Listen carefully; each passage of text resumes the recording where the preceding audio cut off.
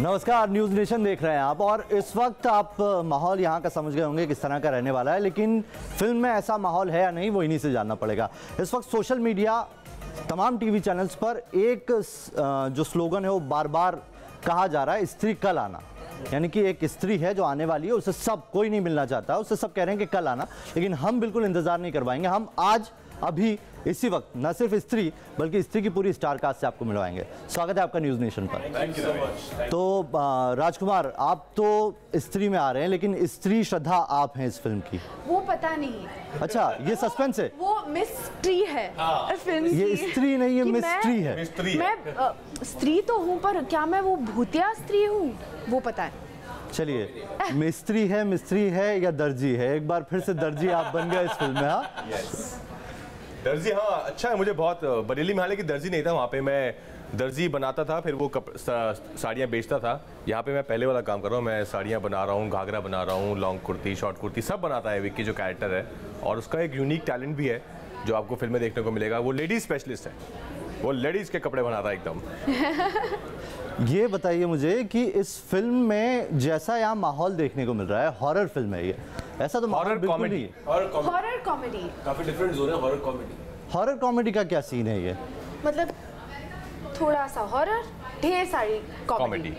अच्छा, एक चीज़ इस फिल्म को देख के बिल्कुल समझ नहीं आ रही है। श्रद्धा को इसमें श्रद्धा वाकई इसमें भूत बनी? हाँ, भूत समझ नहीं आई। ये कास्टिंग कहाँ से की? मतलब क्या डायरेक्टर प्रोड्यूसर ने ये सही कास्टिंग की? श्रद्धा भूत कैसे बन सकती है?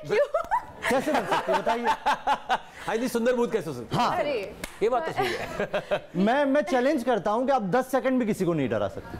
अच्छा, हाँ, क्या है ना, ऐसे इस फिल्म में कि एक ऐसी लड़की जिसकी आंखों में खो जाए लोग, है ना, तो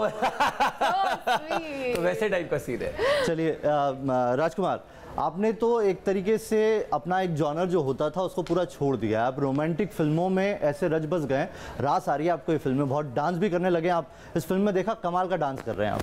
फिर कंप्लेंट कर रहे हैं क्या? नहीं, आप कंप्लेंट कर रहे हैं कि मतलब नहीं, इससे पहले मैंने देखने का मौका नहीं मिला, आपने दिया ही नहीं। डांस मुझे उमारता आई, हमने देखा बीच में, लेकिन आप शादी में जरूर आना और एक तरीके से आप रोमांटिक हीरो बनते जा रहे हैं। आप ऐश्वर्या के ऑपोजिट आ गए। रोमांटिक, मैं हीरो तो नहीं, रोमांटिक फिल्मों में एक्टिंग कर रहा हूँ। लेकिन ऐसा तो कुछ नहीं कि मैं अपना जॉनर छोड़ आया हूँ। मैं अभी भी, मुझे बेहद पसंद है। मैं अभी भी, मुझे कोई शायद ऑफर करेगा तो मैं पहले शायद ही करूँगा शायद। लेकिन ये मैं हर तरह की फिल्म करना चाहता हूँ। मैं अपने आप को किसी एक ब्रैकेट में नहीं बांधना चाहता कि रात सिर्फ यही फिल्में करता है। आई थिंक मज़ा वही है कि जब आप जैसे लोग कहें कि अरे यार आपने शायद की आप ये भी कर रहे हो, और आगे चल के शायद को आप कहें कि अरे आप ये भी कर रहे हो। That's the fun of I think being an actor. Shraddha, मुझे ये बताइए कि आप अपना जॉनर बदलती जा रही हैं, राजकुमार जैसे बदल रहे हैं आप भी बदल रही हैं। बहुत चूजी हो गई हैं आप स्क्रिप्ट को लेके। कम फिल्में कर रही हैं लेकिन फिल्में ऐसी आ रही है कि हर बार चौंका रही। मैं एक्चुअली ऐसा विचार नहीं करती कि जॉनर अलग होना चाहिए। आई थिंक कि मेरे लिए बस मैं बहुत भाग्यशाली हूँ और बहुत लकी हूँ कि इस तरह की फ़िल्म मुझे ऑफ़र हुई। स्त्री जैसी फ़िल्म मुझे ऑफ़र हुई, एक हॉरर कॉमेडी ऑफ़र हुई, और जो राइटिंग है इस फिल्म की वो बहुत ही बेहतरीन है, बहुत कमाल की राइटिंग है। तो मैं खुद को बहुत लकी मानती हूँ कि इस तरह की फिल्म मुझे ऑफर हुई। पर ये आपकी 5वीं फिल्म होगी, है ना? लगातार आप जो है सीढ़ियाँ चढ़ते जा रहे हैं। एक आरजे से आप एक्टर बने और अब लगातार आपकी जो प्रेजेंस आती है स्क्रीन पर वो लोगों को बहुत पसंद आती है। तो ये कैसा लग रहा है सफर, चेंज आरजे से बिल्कुल एकदम से आपने अपने आप को बदल लिया? God has been kind to give me right opportunities and I think कोई भी आप काम करो, I think it's just about being at the right place at the right time. And I think I've been blessed enough to do that. And जो अच्छी चीज़ें, अच्छे लोग मिलते रहे, जो अच्छे I think roles मिलते रहे, I've been just trying to do them in my own way. और जिस तरह से निकल के आ रहा है अच्छा ही लग रहा है अभी फिलहाल तो। And I think इसमें भी एक अलग, ये काफ़ी डिफरेंट फिल्म है। जितनी चीज़ें मैंने पहले करी हैं, राधा अगर मेरे को भी साइड पे छोड़े, अदरवाइज ऑल्सो लाइफ में जितनी फिल्में आपने भी देखेंगे उससे बहुत डिफरेंट फिल्म है। It's a different world. तो आई थिंक स्त्री को लेकर टचवुड सबके फीडबैक बहुत अच्छे हैं and I am really looking forward. क्या तुम्हारा हाथ पकड़ और बोली बिक्की प्लीज? बिक्की प्लीज, वही तो कह रहे हैं, बिक्की प्लीज। तुम्हारे अंदर ना प्रेम भाव ही नहीं है, हाथ लाओ।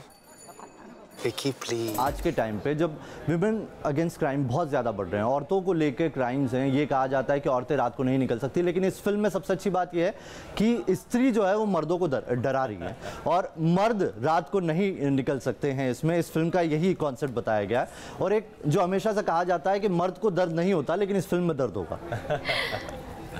बिल्कुल, और एक बहुत ही लाइट हार्टेड कॉमेडी के तौर से हम दिखा रही है। बिल्कुल ये एक रोल रिवर्सल सा है, जैसे आपने कहा, बिल्कुल सही कहा। तो बहुत ही मज़ेदार तरीके से हम ये बता रहे हैं कि मर्द को होगा दर्द, स्त्री से बच के रहना, और स्त्री जो है वो मर्दों को उठा के लेके जाती है और सिर्फ उसके उन मर्दों के वस्त्र छोड़ के जाती है। तो बहुत ही मतलब फनी है अगर आप सुनेंगे। अगर आपको अपना बेस सूट पसंद है चलिए, मुझे पलट के देखना नहीं है इसमें, है ना? अगर मुझे कोई आवाज दे रहा है तो पलट के नहीं देखना। मत देखना, स्त्री आएगी आपको उठा के लेके जाएगी, तो प्लीज सावधान। दूसरी, बचपन से हम सुनते आ रहे हैं ना, I think as a country हम सबने सुना है कि जैसे कहते थे कि अंधेरे में कभी जा रहे हो रात में और कोई पीछे से बुलाए दीन पार तो पलटना मत, ये हम सब ने सुना है। बिल्कुल। तो आई थिंक वहीं से ये एक थॉट वहीं से आया, एक सीड हुआ कि ये एक बहुत अच्छी कहानी बन सकती है, क्योंकि हम सब इससे कनेक्ट करते हैं इस बात ये से। क्या रियल स्टोरी पे है? क्योंकि कहीं पढ़ रहा था इंस्पायर है, एक काफ़ी इंसिडेंट से इंस्पायर है। जो राइटर है राजन डीके, को प्रोड्यूसर भी हैं, वो जहाँ से आते हैं उनके शहर में ऐसे वहाँ पे ऐसे कुछ जब बड़े हो रहे थे वहाँ ऐसी कहानियाँ होती थी कि कोई स्त्री घूम रही है शहर में, और वहाँ पे वो लोग लिखते थे अपने घर के बाहर, ओ स्त्री का लाना इन तेलुगु।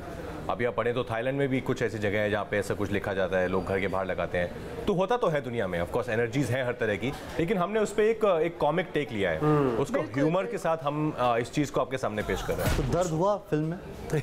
हाँ, दर्द तो हुआ सर, बिल्कुल दर्द हुआ। मतलब श्रद्धा ने दिया कि नहीं वो तो पता नहीं लेकिन एज मर्द हम सब, आई थिंक हम तीनों, मैं बहुत एक अपार, इवन पंकज जी, ये तो दर्द ही देने आई है हमें फिल्म में। अच्छा, इसमें बहुत सारी चीज़ें आपने और भी जोड़ दी, कंबाइन कर दी, जैसे पीछे पलट के नहीं देखना अलग जगह का है, साउथ से आपने कुछ उठा लिया। ऐसी एक और हमारे यहाँ कहते हैं कि जो भूत होते हैं उनके पैर उल्टे होते हैं, कुछ ऐसा होता है। सर फिल्म में देखिए आप, आपको वो भी मिलेगा, है ना? अच्छा, यहाँ तीनों आप बैठे हुए हैं, बस आप दोनों के पैर सीधे दिख रहे हैं, श्रद्धा के पैर तो दिख भी नहीं रहे हैं। ये तो मैं दिखाने भी नहीं, ये तो मिस्त्री है। कुछ है इसमें मिस्ट्री। मैं सिर्फ 31 अगस्त को आपको दिखाऊंगी कि मेरे पैर सीधे हैं, उल्टे हैं। तो ये चीज गौर करने वाली है कि श्रद्धा ने यहाँ पर भी अपने पैर छुपा रखे हैं। हाँ, ये बिल्कुल हेडलाइन मिल गई है कि श्रद्धा के पैर सीधे हैं या उल्टे, देखिए रात को 8:30 बजे। एक्चुअली मैं प्रमोशंस में अपने पैरों को ज्यादा करके छुपा ही रही हूँ। हाँ, अच्छा, आपने इसमें क्या डबिंग भी आपने ही की है इसमें? वो डराने वाली आवाज कहाँ से निकाल ली? मुझे तो यकीन ही नहीं हो रहा अभी कि आप किसी को डरा पाएंगी। सर वो हमारी फिल्म का सस्पेंस है, जो आपके टैगलाइन है, स्त्री का सस्पेंस। तो वो आवाज कहाँ से निकली है वो स्टिल तो आपको फिल्म देखनी पड़ेगी। तो सस्पेंस हम बरकरार रखते हैं। अच्छा, 5 सेकंड के लिए आप वो वाली आवाज यहाँ कह सकती हैं? पर ये भी पता नहीं है ना कि वो मेरी आवाज वो जिसकी भी नहीं, वो सपोज जिसकी भी, क्योंकि आप आवाजें अलग अलग निकालती रहती हैं। आप मुझे बुला दो जी।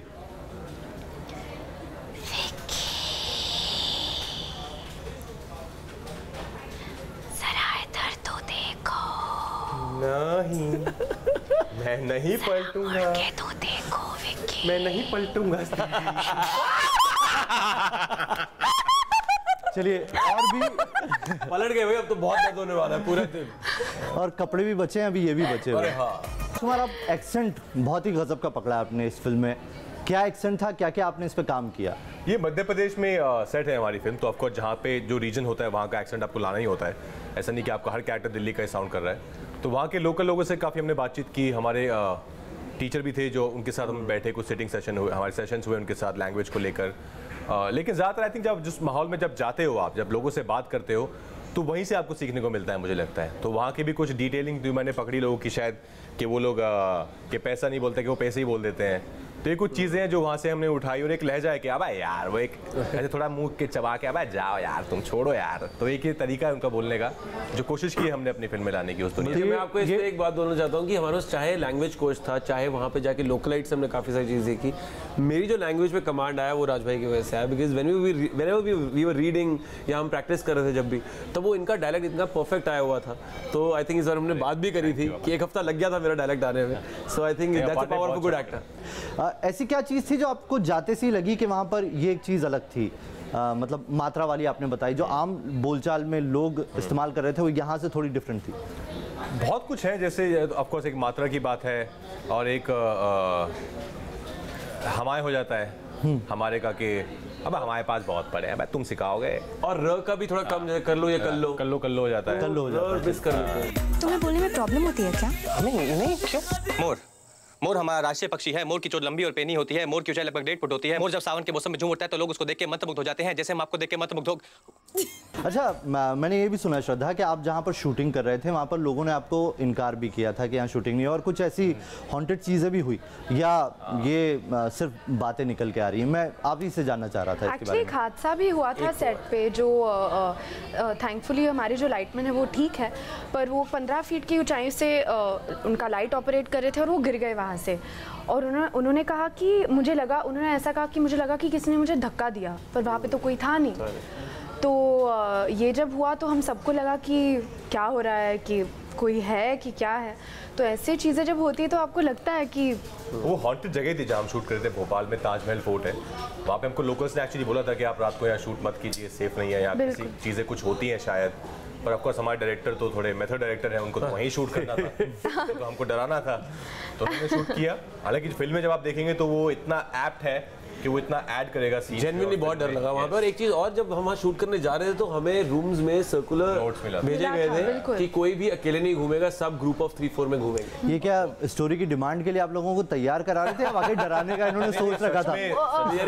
हम सब ने तो बिलीव तो कर लिया, और हनुमान चालीसा भी दे रखी थी हमें, और लड़कियों परफ्यूम नहीं लगाना, लड़कियों को अपने बाल खुले नहीं रखने चाहिए रात को। अब एक गाना हो जाए श्रद्धा, क्योंकि आप गाना बहुत अच्छा गाती हैं। इस फिल्म में हमको आपका गाना नहीं सुनने को मिला, लेकिन एक गाना आप हमारे लिए जरूर भूतिया तरीका में गाऊं? जैसा आपकी इच्छा, भूतिया गा सकती हैं, in sync with the movie promotion. मिलेगी तुम्हें भी मिलेगी, सभी को मिलेगी, होगा चमत्कार।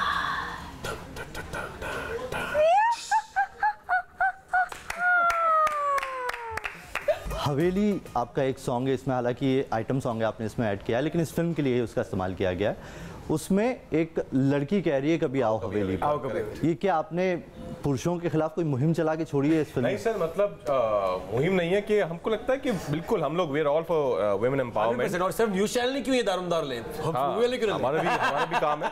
तो आओ कभी हवेली पे, उसके बारे में आप बता रहे थे। ये एक प्रमोशनल ट्रैक है जिसको बादशाह ने गाया है, सचिन जिगर ने कंपोज किया है, और कृति सैनन ने उसमें परफॉर्म किया है।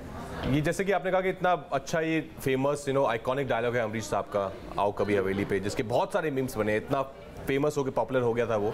तो आई थिंक दीनू को आइडिया आया कि, और सचिन जिगर को, कि ऐसे इसकी मिलेगी तुम्हें भी मिलेगी, सभी को मिलेगी, होगा चमत्कार।